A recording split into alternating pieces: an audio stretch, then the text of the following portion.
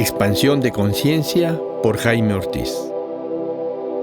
Te doy la bienvenida a este podcast, donde compartiré contigo 3 caminos para expandir tu conciencia, que es lo mismo que caminos para tu autoconocimiento. Psicoterapia, meditación y plantas maestras son los caminos que te voy a ofrecer con respeto y amor.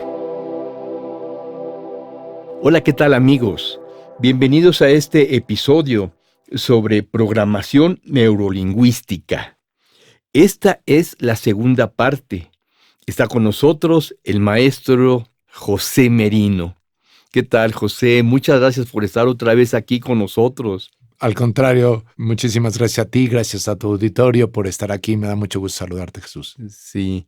Lo primero que te voy a pedir es si tú eres tan amable en hacernos una pequeña síntesis del episodio primero sobre este tema. En nuestro episodio anterior, lo que estuvimos hablando fue acerca de la importancia para la programación neurolingüística de 2 conceptos, que es el concepto de la identidad personal, de nuestra misión, y también un concepto que trasciende a este, que es el concepto de nuestro propósito, de nuestra visión del mundo. Y para ello empezamos a hablar de un deseo que todos nosotros tenemos, que es buscar la felicidad. Y nos queríamos preguntar si, iluminado a través de esta búsqueda de la felicidad, podríamos encontrar respuestas a nuestra identidad personal y a nuestro propósito en la vida.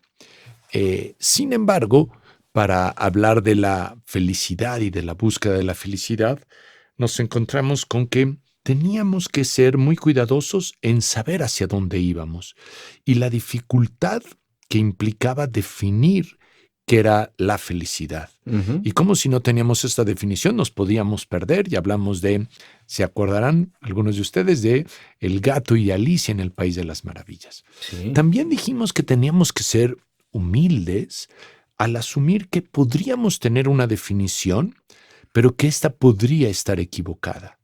Y hablamos de nuestra doble ceguera, de cómo somos incapaces de reconocer un error hasta que alguien nos los hace ver.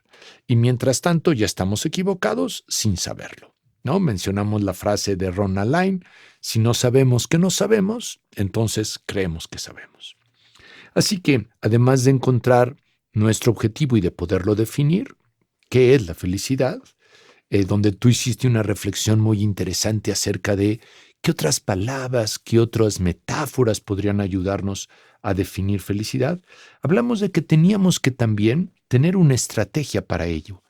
Y hablamos de cuántas veces a lo largo de la historia de la humanidad se han propuesto caminos para alcanzarla y el riesgo de una búsqueda ansiosa de perseguir estos caminos. Y por último, para aumentar la dificultad, no solamente es difícil saber qué es la felicidad, saber cómo llegar a ella, sino saber cuándo hemos llegado a ella. Y hacíamos una reflexión de diferenciar la experiencia de la narración de la experiencia. Esto es cuando estoy siendo feliz y cuando pienso que he sido feliz. Entonces, en esta charla, y gracias por la invitación nuevamente a ti y al auditorio, pues justamente de lo que yo quisiera hablar es de este recorrido. Antes que nada, quisiera hablar de, nuevamente, algunas consideraciones importantes a tener en cuenta en este recorrido hacia la felicidad. Y me gustó mucho el uso que tú hiciste de la metáfora cuando nos recordaste a un compañero, un estudiante, un participante en un taller, y utilizaste la metáfora del faro, y yo rescaté lo valioso de las metáforas. Y entonces, en este camino hacia la felicidad, quisiera yo utilizar una anécdota, ¿no? No es una metáfora, es una narración, y tiene que ver con el camino que sigue el pueblo de Israel. Tú te acordarás, Sí. en la búsqueda de la tierra prometida. Salen de Egipto, donde están en la esclavitud, cruzan el Mar Rojo y van a la tierra prometida, la tierra que mana leche y miel, te acordarás, Sí. Jaime. Ahora bien, el problema de esto es que en el camino se pierden. Te acordarás que son 40 años los que vaga el pueblo de Israel en el desierto, y pues bueno, creo que si así es, creo que llega solamente uno de los que han salido. En fin, no quisiera yo ponerme dramático, pero en el desierto nos perdemos porque hay espejismos. Y me parece que podríamos hablar de 4 espejismos en el camino hacia la felicidad. Ajá. ¿No? Entonces, me gustaría mencionarlos. Y el primer espejismo tiene que ver con el hecho de que algunas veces igualamos felicidad con bienestar y en gran medida con bienestar económico, con prosperidad. Y la manera más fácil de medir la prosperidad y el bienestar económico es el Producto Interno Bruto, que hoy, por cierto, está un poco, es un tema decaído en nuestra economía, aunque ya nos dijeron que no importa del todo, pero no importa por otras razones. Pero bueno, muchos países tienen un alto Producto Interno Bruto, hay una tasa de crecimiento, y eso se supone está asociado a la prosperidad. Lo que no es cierto, y esto sí está demostrado, es que los países más ricos necesariamente sean los países más felices. ¿Sí? Si no, todos los europeos serían los países más felices o Japón sería muy feliz. Y estos países, algunos de ellos tienen, por ejemplo, tasas de suicidio muy altas. ¿Sí? O países con un Producto Interno Bruto mucho menor de Centroamérica, ¿no? Como Costa Rica, tienen tasas de felicidad, ¿no? Más altas, con las dificultades de medirlo. ¿Sí? Y déjame mencionar una frase que pronunció Robert Kennedy en 1968. Las cosas en 50 años creo que están ahora peor que hace 50 años. Y fíjate lo que dice Robert Kennedy. Dice, estaba buscando la candidatura del Partido Demócrata y dice, nuestro Producto Interno Bruto no refleja la salud de nuestros hijos, la calidad de nuestra educación, ni el grado de diversión de nuestros juegos. No mide la belleza de nuestra poesía ni la solidez de nuestros matrimonios. No se preocupa de evaluar la calidad de nuestros debates políticos ni la integridad de nuestros representantes. No toma en consideración nuestro valor, sabiduría o cultura. Nada dice de nuestra compasión ni de la dedicación a nuestro país. En una palabra, el Producto Interno Bruto lo mide todo excepto lo que hace que valga la pena vivir la vida. Robert Kennedy, 18 de marzo de 1968. Entonces, yo no quiero ir en contra del bienestar económico, creo que es algo valioso, pero hay un gran espejismo tanto en los países como después lo vamos a ver en los individuos, de pensar que la riqueza y el bienestar económico nos van a dar felicidad. La felicidad. ¿No? Aunque Manolito ya decía que no importaba, que no todo era el dinero, que también había cheques y tarjetas de crédito, pero de todas maneras... Manolito en la Mafalda, está esto. Y déjame ponerme un poco más atrás, ¿no? En este cuestionamiento de lo que la economía nos vende como un espejismo de la felicidad. Estas son palabras de Charles Chaplin en El Gran Dictador. Te acordarás la película muy, muy famosa de Charles Chaplin. La dice un barbero judío. Dice, nos hemos vuelto rápidos, pero nos hemos encerrado. La misma maquinaria que nos proporciona abundancia nos deja desprovistos. Nuestro conocimiento nos ha vuelto cínicos y nuestra inteligencia duros y egoístas. Pensamos demasiado y sentimos demasiado poco. Más que maquinaria necesitamos humanidad. Más que inteligencia necesitamos amabilidad y gentileza. Sin estas cualidades, la vida se volverá violenta y estaremos perdidos.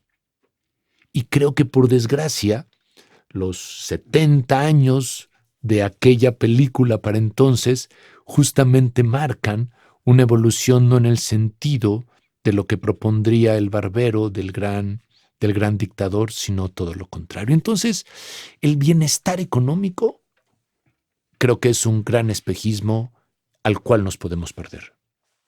Me he quedado impactado con esto que comentas, Pepe, porque parece ser que en estos últimos 70, 80 años, pues no hemos avanzado mucho. Pues en este sentido, no hemos avanzado. Voy a abrir un paréntesis. Justo por eso yo ofrezco este podcast de expansión de conciencia, porque creo que estos cambios que se necesitan en este sentido Salir de este espejismo solamente lo lograremos con un incremento de nuestra conciencia. Sí, totalmente. Y quisiera proponer el otro espejismo, porque creo que ahí tú nos vas a poder ayudar muchísimo, Jaime, con esta diferencia entre el yo y el ego, la individuación y demás. Déjame proponértelo y tú nos vas alumbrando. Déjame retomar aquí algunas ideas de un filósofo polaco recientemente fallecido, Bauman, y todas sus ideas acerca de la modernidad líquida. Las ideas de Bauman son realmente muy, muy confrontantes de esta realidad que estamos planteando. Para Bauman, de manera como muy sencilla, podemos dividir la historia de la humanidad en, digamos, la Edad Media previa a la modernidad y de ahí en adelante. ¿Dónde inicia para Bauman la modernidad? Y lo voy a relacionar con el sentido de identidad. El 1 de noviembre de 1755 ocurrió un gran terremoto en Lisboa. A eso le siguió un tsunami y a eso le siguió un incendio. Lisboa quedó destrozada. Murieron más de 100,000 personas. A partir de ese momento, Bauman sugiere, y claro, no es a partir de ese momento, pero ahí se podríamos puntear, hay un cambio de conciencia muy importante para la humanidad. Y la idea es la siguiente, si antes pensábamos que Dios gobernaba todo, pero de repente un evento de esta naturaleza nos hace saber que la naturaleza no sigue reglas, entonces no podemos permitirnos suponer que Dios gobierna nuestra vida, que Dios gobierna el universo, que Dios gobierna nuestro mundo. La modernidad es un giro, es un cambio de conciencia de pasar de ser hijos de Dios a tener que asumirnos, ¿no?, los hombres, como el centro de esta creación y como los creadores del mundo y del universo que estamos enfrentando. Entonces, la naturaleza es hostil, tenemos que tomar el control de ello. Asumir esto generaron grandes cambios en la humanidad. La revolución industrial nace de ello. Toda la revolución científica, muchísimos aportes de la física, de la química, surgen a partir de la modernidad, porque nos tenemos que hacer cargo como seres humanos. Y entonces, la modernidad, dice Bauman, vuelve a nuestra sociedad sólida. Tenemos esta gran confianza en la inteligencia del ser humano, en el raciocinio del ser humano. Y entonces, digamos que la modernidad genera una sociedad sólida. Sin embargo, las últimas décadas del siglo pasado, las décadas actuales, han generado lo que Bauman dice una sociedad líquida. ¿Por qué? Porque cada vez es más radical la velocidad del cambio. No te voy a dar los datos exactos, pero digamos que para que tuvieran 50 millones de usuarios, los aviones pasaron 68 años. Para que los coches tuvieran 50 millones de usuarios, pasaron 30 años. Para que las computadoras tuvieran 50 millones de usuarios, pasaron menos de 20 años. Para que Facebook tuviera 50 millones de usuarios, pasaron 3 años. Para que Internet, para que Pokémon, la apps, tuviera 50 millones de usuarios, se necesitaron 15 días. Entonces, el cambio es vertiginoso, Sí. ¿no?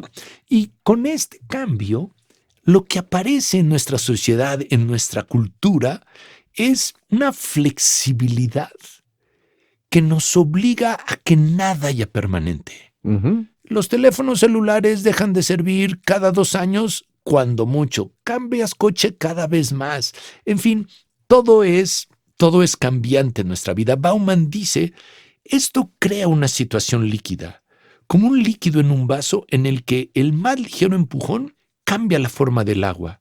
Y esto está por todas partes. Así que para estar en sintonía con el cambio de la cultura, el cambio de la tecnología, el cambio del mundo, pues tenemos que nosotros también adaptarnos, cambiar, y surge esta idea de líquido. Y me encanta porque se va como entre las manos. Lo líquido no tiene una forma, a diferencia de lo previo que era una sociedad sólida. Ahora, ¿cómo relacionamos esto con la identidad personal? Y aquí es donde tú nos vas a ayudar. ¿Y cómo relacionamos esto con la conciencia? Si nos ponemos en un momento previo a la modernidad, entonces para muchos de nosotros, por lo menos en la cultura occidental, éramos hijos de Dios.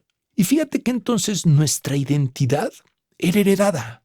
Ya nacíamos con ella, no había que definir nada. Éramos hijos de Dios. Y esto nos daba una gran seguridad y nos dio una gran seguridad por mucho tiempo. No había que hacer más que nada que cumplir con los mandamientos y ser un buen hijo de Dios. Pero la identidad estaba formada. Ahora bien, la modernidad, ya lo dijimos, desecha esta identidad heredada y ahora hay que construirnos una identidad, ¿no? Tenemos que encontrar quiénes somos. Sin embargo, la tradición del ejército, de la iglesia, de las grandes organizaciones sociales que van de la premodernidad a la modernidad, iglesia, ejército, sociedad, escuela, piensa en todas ellas, estamos en la parte sólida, daban definiciones muy claras al ser humano de qué tenía que hacer. Así es. Ya no éramos hijos de Dios, pero para ser buenos ciudadanos había que comportarse de esta manera. Para ser un buen soldado había que comportarse de esta manera. Para ser un buen alumno habría que comportarse de una manera, de tal manera que el proyecto personal, aunque había que construirlo, digamos que ya estaba diseñado. Sí. Había que volverse copias de lo que socialmente estaba bien aceptado. Entonces pasamos de una identidad heredada, éramos hijos de Dios, a una identidad que hay que construir, pero que ya está prediseñada. Simplemente hay que adaptarse al molde, ¿no? Así es. Y de alguna manera eso nos daba como una cierta seguridad. El proyecto principal implicaba un esfuerzo, sí, pero con que yo me identificara con los prototipos de los que hemos hablado, estaba hecho. ¿Qué pasa cuando entramos a esta modernidad líquida, donde ya no hay, donde ya se cuestiona mucho más estos prototipos de la iglesia, de la educación, del Estado, del ejército? Ya hay muchísimas cosas donde no es tan fácil seguir un modelo. Todo es líquido, todo es cambiante. Entonces, esto genera una gran ansiedad, ¿no? Porque estamos en constante búsqueda. Y siguiendo con las metáforas, pues el mito de Sísifo parece que refleja esta búsqueda de la identidad personal. Si tú te acuerdas, y nuestro auditorio, Sísifo empuja la piedra. Tiene que empujar la piedra colina arriba, y justo cuando está a punto de llegar y alcanzarlo, la piedra rueda y vuelve a subir y vuelve a bajar, y este es el castigo de los dioses hacia Sísifo. Pero pareciera ser que en la búsqueda de nuestra identidad personal tenemos esta misma dificultad de llegar y llegar y llegar y nunca llegar. Entonces, esto genera conductas compulsivas, ¿no? Así es. Pero genera, por otro lado, esa es una posibilidad, Sísifo y la ansiedad, pero genera, por otro lado, la identificación con patrones establecidos, pero cambiantes. Hoy nos queremos parecer a Shakira porque cantó muy padre en el Super Bowl, bailó muy bonito, o nos queremos parecer a los coreanos porque ganaron el Oscar, o nos queremos parecer a múltiples personajes a los cuales nos identificamos. Y no solamente personajes, queremos parecernos a el que es capaz de tener un coche que cuesta mucho dinero, o el que es capaz de vivir en un lugar. Al que es un triunfador, entre comillas, de acuerdo a lo que veíamos anteriormente de la prosperidad. Queremos imitar a los que consideramos que son prósperos. Ajá. Exactamente, pero esta prosperidad, déjame decirte, o sea, hoy la actriz de moda hoy no va a ser la de mañana ni va a ser la de pasado, entonces seguimos. Va cambiando, todo cambia. Y déjame decirte otra cosa todavía más dramática, y es que esta identificación, mientras más exclusiva sea, nos da la apariencia de hacernos sentir mejor. Fíjate que ahora no hay que ir solamente, claro, si tenemos posibilidades, ¿no? No solamente hay que ir al gran hotel. No. Si el hotel es boutique y más poquitas gentes van, mucho mejor. No solamente hay que tener un muy buen coche, sino hay que equiparlo con todos los aditamentos que lo hagan el coche más exclusivo. Sí. Entonces, nos identificamos, pero además creemos que en la identificación, ya no masiva, sino exclusiva, hay mayor felicidad, hay la posibilidad de saber quién soy y, sin lugar a dudas, este es un segundo gran espejismo de la felicidad. Sí. Quiero subrayar la palabra espejismo. Espejismo. Identificarnos con cosas que pensamos que nos hacen valiosos. Tener mucho dinero porque pensamos que eso nos hace ser personas valiosas. Espejismos. Sí, entonces tendríamos el espejismo social, que sería lo que hablábamos de la riqueza como país o como comunidad, y después tendríamos esta identificación con los espejismos que la sociedad nos ofrece como personas de éxito o valiosas y exclusivas. Así es. Y después hay un tercer espejismo. Dijimos que iban a ser 4, déjame proponer mi tercer espejismo. Sí. Y a mí me parece que algo que excluye esta versión líquida de la sociedad de la que habla Bauman, algo que no se concibe en la sociedad líquida, es el compromiso. Porque fíjate que el compromiso implica que yo me mantenga en un esfuerzo hacia algo de manera permanente. Pero en lo líquido, en lo rápido, en lo cambiante, Cambiando. pues no hay compromiso posible. Y déjame ponerlo en 2 facetas, esta fobia al compromiso. La primera es la inmediatez. Hoy, mientras más rápido logremos nuestros objetivos, pensamos que somos más felices. No voy a hablar mal de la programación neurolingüística ni de esta idea de leer rápidamente.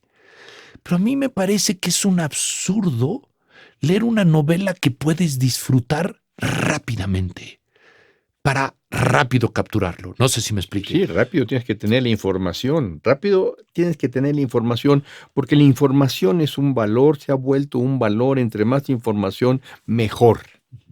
Pero piénsalo en todos los niveles. Ahora ya hay unas procesadoras de alimento que pones tú las cosas y cual si fuera magia, rápidamente te sale el mejor platillo. Y se ha perdido como el disfrute de, yo no soy bueno cocinando, pero de hacer la comida, ¿no? Aprendizaje acelerado, ¿no? O sea, pensamos en todo lo rápido. Ojo, uno quiere tener el cuerpo de un atleta sin el esfuerzo y hay rutinas de ejercicio y mecanismos para lograrlo rápido. Entonces, 54D. A mí me parece 54 días. Sí, 54 días o menos si es posible. Tienes un sobrepeso, no quiero opinar, hay razones médicas para ello y mejor te haces una liposucción y problema resuelto. Pero lo que yo quisiera mencionar es esta inmediatez que nos da el Internet. Ya no se puede uno esperar a que la carta llegue, ¿no? De la persona que amabas que vivía lejos, sino pues el WhatsApp en segundos estás conectado. Tiene sus ventajas, pero sin lugar a dudas, la inmediatez habla de la falta de compromiso y creo que ese es un espejismo. Pero la otra falta de compromiso que me parece muy importante es el rechazo al cuidado, es el rechazo a la abnegación, ¿no? Que tiene que ver con esta compasión hacia el otro de que hablabas tú en el episodio anterior. Pienso un poco en el Génesis, en la Biblia, y en la respuesta de Caín cuando Yahvé le pregunta por su hermano, ¿no? Y te acordarás de esta idea de ¿acaso soy el guardián de mi hermano? Y me parece que las palabras de Caín están en muchos de nuestros labios, porque hemos perdido el valor, la satisfacción del compromiso por el cuidado de nuestro prójimo con toda la amplitud que esto puede implicar. Y entonces este es un tercer gran espejismo. Uh-huh. Si la cosa es fácil, es buena. Y creo que es un tercer espejismo muy importante. Y por último, hay un cuarto espejismo, y es ver a la felicidad como una meta postergada. Y déjame decirte que esto de alguna manera es una tradición a lo largo de los siglos. Ya para muchos la religión postergaba la felicidad, o sea, sufre en este mundo y pues te llegará el cielo, ¿no? Este es como... Esta idea. Esta idea la tenemos, ¿no? Como de que en este mar de lágrimas, ¿no? Y ya después vivirás la gloria eterna, ¿no? Entonces postergamos. Pero no solo la iglesia, o no solamente la religión.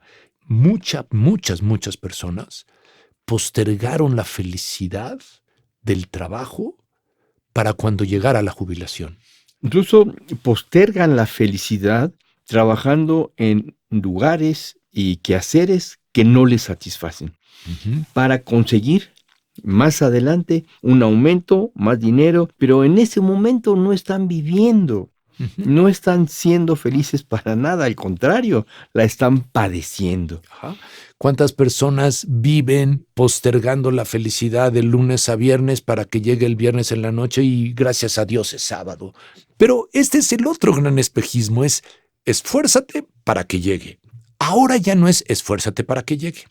Ahora es, si tú lo piensas, las mercancías nunca se acaban. Podemos comprar y seguir comprando y seguir comprando y seguir comprando. Siempre hay una versión nueva que se puede comprar. Entonces, ahora ya no es que la felicidad la posterguemos por el esfuerzo, que lo seguimos haciendo, sino que también mantenemos la esperanza de que va a haber un momento feliz posterior. Porque así como puedo comprar más cosas, puede ser que pueda tener más felicidad. Y entonces la felicidad se va alejando de nosotros y vamos pensando que siempre va a haber un momento mejor. Y entonces, déjame utilizar este verbo, hipotecamos el futuro abandonando las opciones reales que tenemos en el presente. En el presente. ¿Sí? Abandonamos el presente pensando que el futuro puede ser mejor. Pero en realidad lo único que tenemos, el único momento en el que podemos ser felices es en este momento. Sí. Ya lo que platiquemos más adelante incluso será, como decías, la plática acerca de cómo nos sentimos ahorita. Pero la plática acerca no es cómo nos sentimos. Exactamente.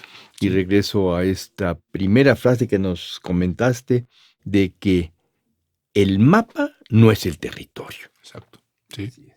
Así que nuestros 4 espejismos serían como el bienestar económico general, después individualizarme identificándome con patrones exitosos exclusivos, el tercero sería esta idea de la falta del compromiso, y el cuarto es esta postergación de la felicidad. Y quisiera terminar esta idea con Zygmunt Bauman, del que hemos estado hablando, y fíjate lo que dice. Y cuando yo lo leí, todo el mundo pensaría que la esperanza es valiosa, pero Bauman aquí, al poner la esperanza de la felicidad, lo pone como un grave problema, porque la esperanza para Bauman es como un seguro contra la frustración. Fíjate lo que dice. Dice, en una sociedad de compradores y una vida de compras, somos felices mientras no perdamos la esperanza de llegar a ser felices. Estamos asegurados contra la infelicidad siempre que podamos mantener la esperanza, la ilusión, digamos. Así, la llave y el antídoto contra la amargura consiste en mantener viva la esperanza de llegar a ser felices. Y fíjate que con esta esperanza, pues se vuelve un espejismo, porque en lugar de averiguar por qué en este momento estoy teniendo una vida amarga y hacer algo para cambiarla, pienso que en un futuro las cosas van a ser mejor. Sí, así es, justamente. Pepe, ¿nos pudieras comentar algunas experiencias que tú tienes con ciertas conductas? ¿Ha podido mejorar una determinada persona o una organización? Pues mira, déjame proponerte como algunos ejemplos y si te parece bien, los ponemos con 3 ideas que nos van a ayudar para realizar este camino y ponemos ejemplos de que nos pueden ayudar. El siguiente apartado entonces en nuestra charla es, si hago un pequeño resumen, decimos que vamos en busca de la felicidad, ya vimos que implica un reto definirla, un reto encontrar su estrategia y saber cómo llegar a ella, ya vimos que no podemos perdernos en los espejismos, pero ahora vamos a caminar hacia ella. No hay muchas estrategias, pero hay intentos de reflexión. Ahora, ¿por qué me gusta esta idea de caminar? ¿Por qué propuse esta idea de caminar? A mí me parece que el caminar es una metáfora universal del desarrollo de las personas.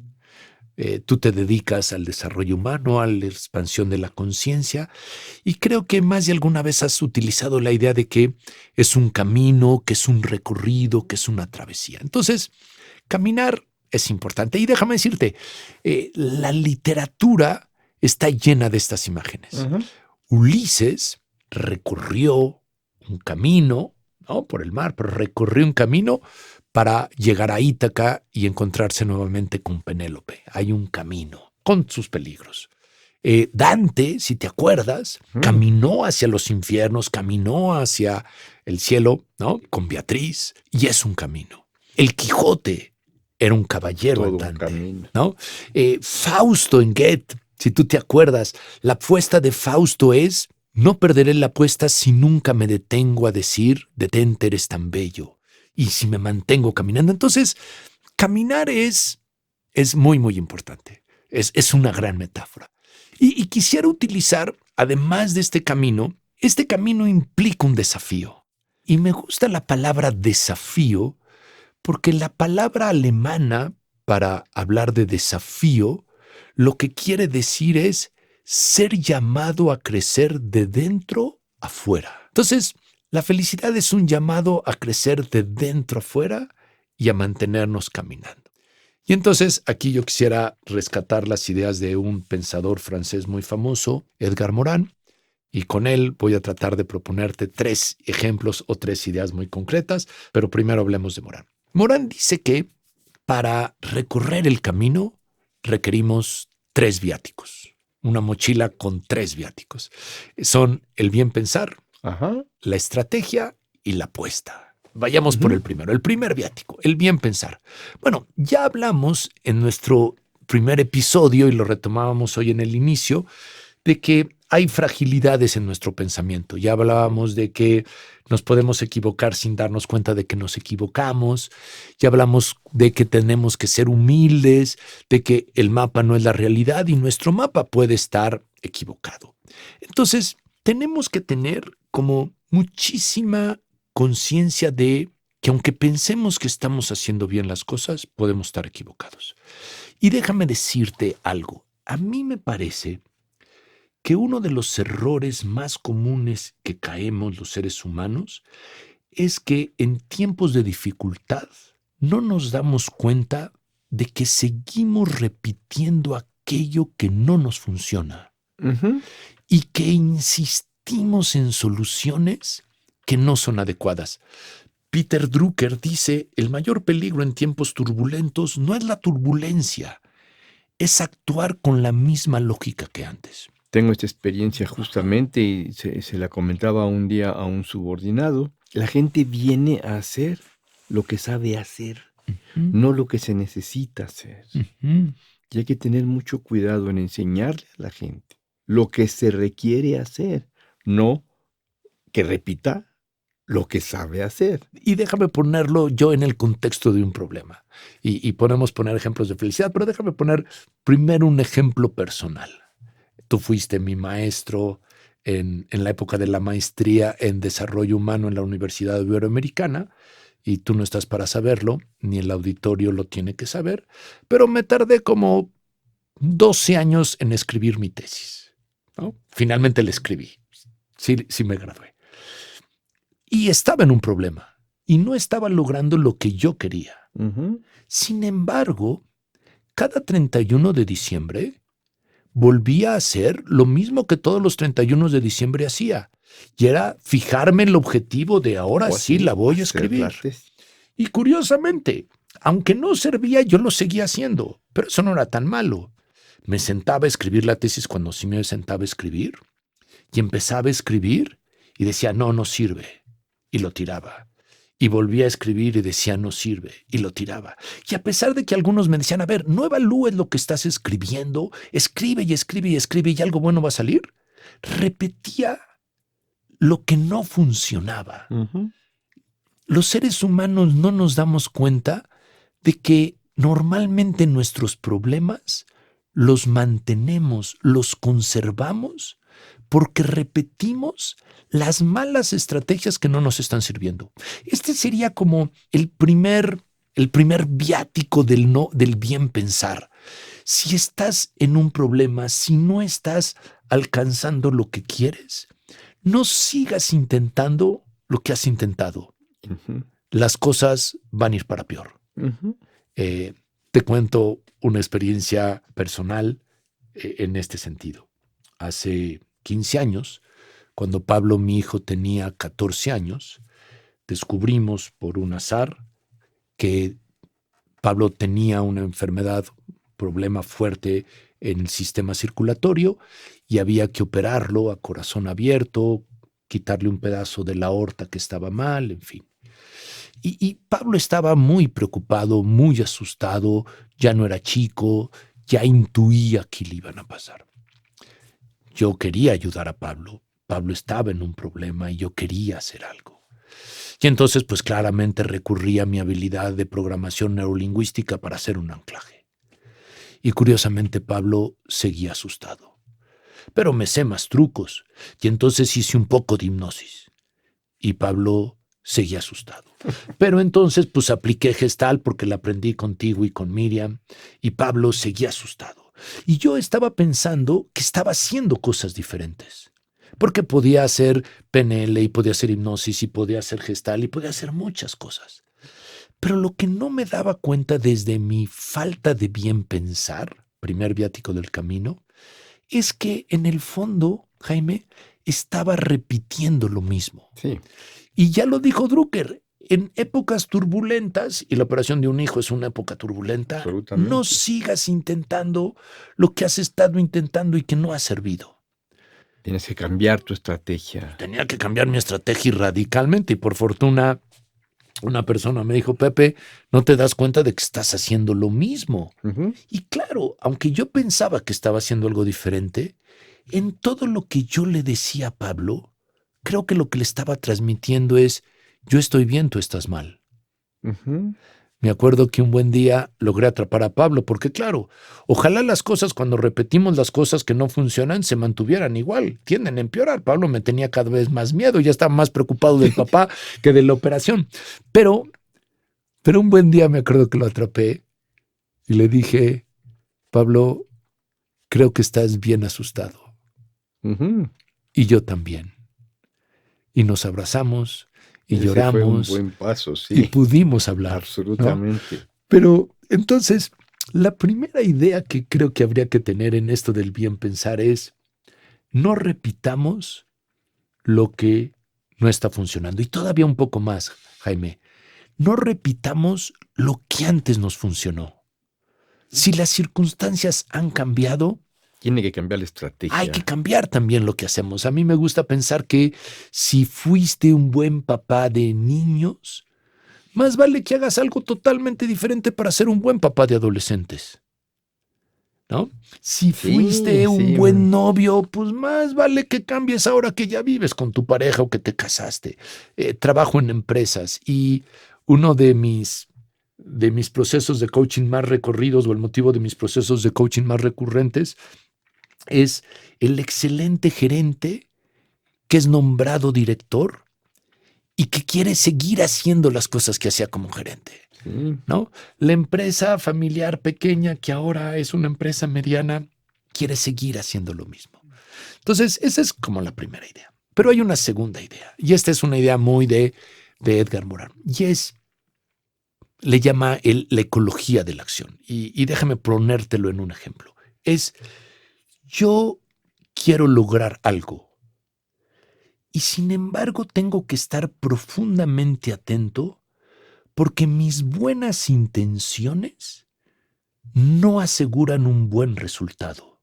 Absolutamente. Si yo estoy en la parte más alta de una montaña y aviento una piedra, es imposible saber a dónde va a caer si va rodando.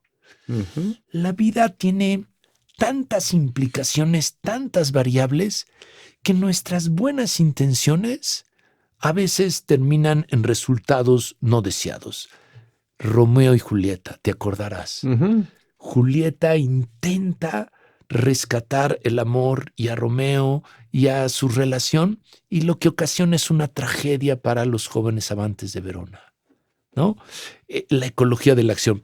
Martín Lutero, yo estoy seguro que cuando Lutero puso la bula papal, ¿no?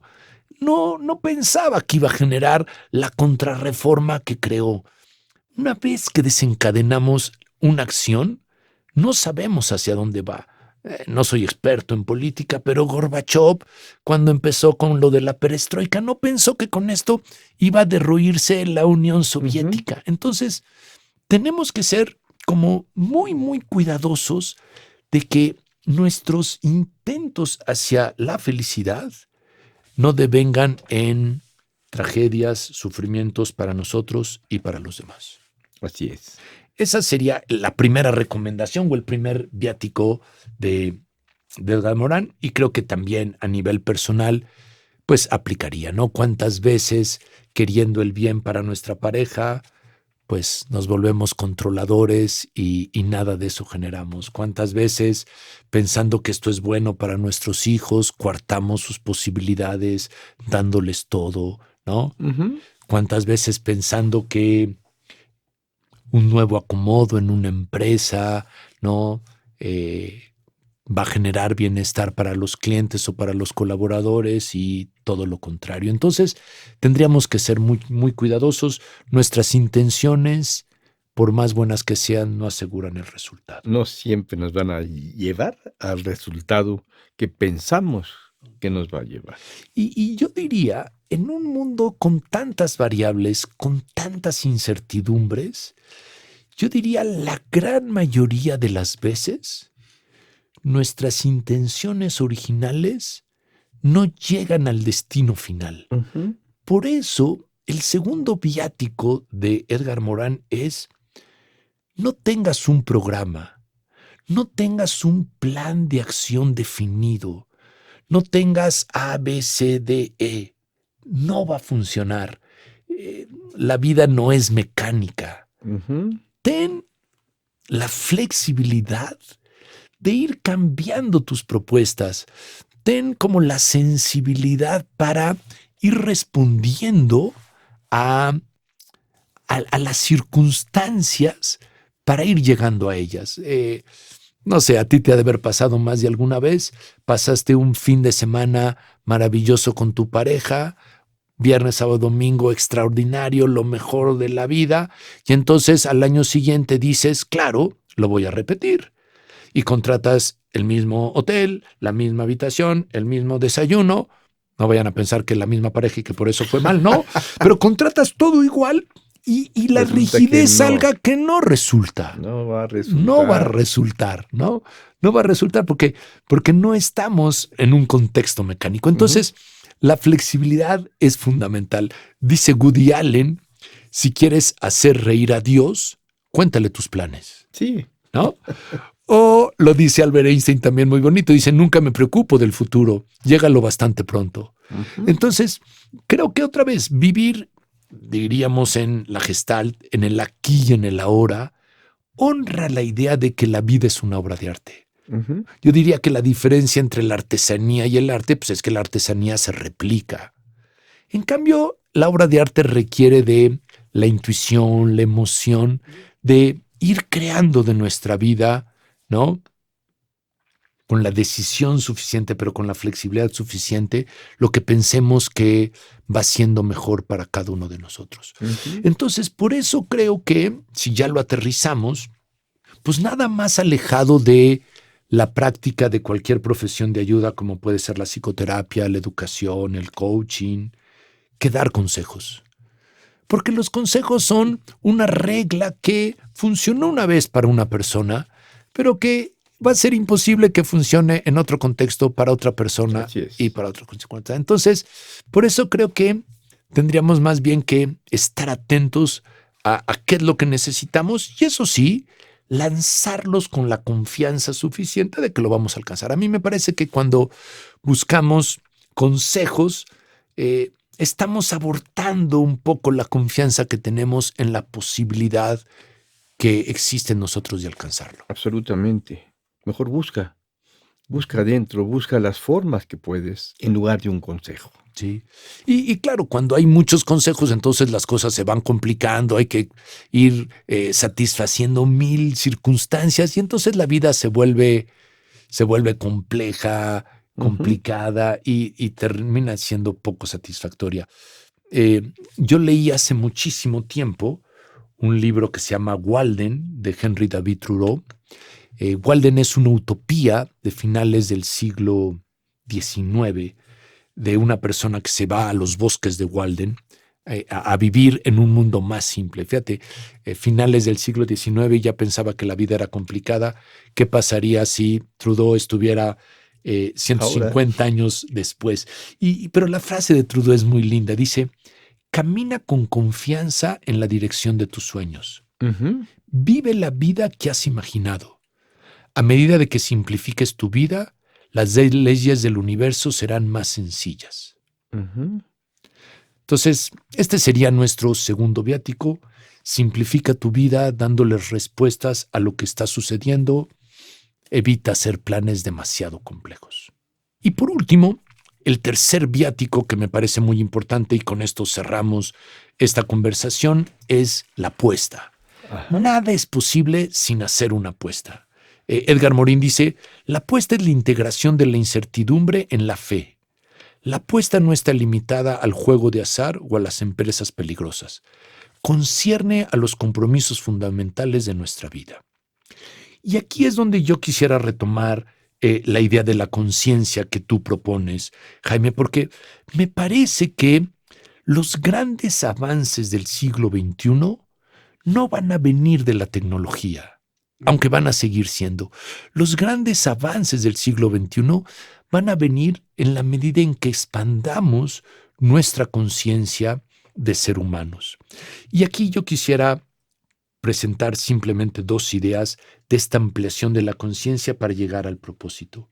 Y hay dos fuerzas muy importantes cuando giras tú una cubeta con agua y le das vueltas. Las fuerzas centrífugas y las fuerzas centrípetas. Las fuerzas centrípetas jalan todo hacia el centro.